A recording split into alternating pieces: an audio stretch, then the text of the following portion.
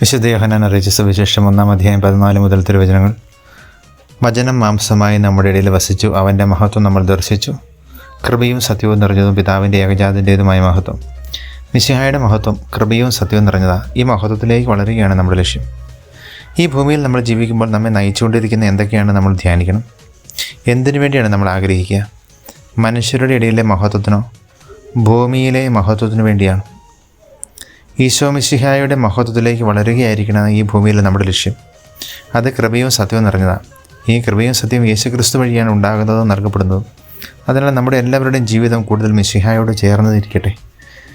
നമ്മെ ജീവിതത്തിൻ്റെ കർത്താവായ യേശുവിന്റെ കൃപയും പിതാവായ ദൈവത്തിൻ്റെ സ്നേഹവും പരിശുദ്ധാത്മാവിൻ്റെ സഹവാസവും നിങ്ങളെല്ലാവരോടും കൂടി ഉണ്ടായിരിക്കട്ടെ, ഇപ്പോഴും എപ്പോഴും നീക്കും.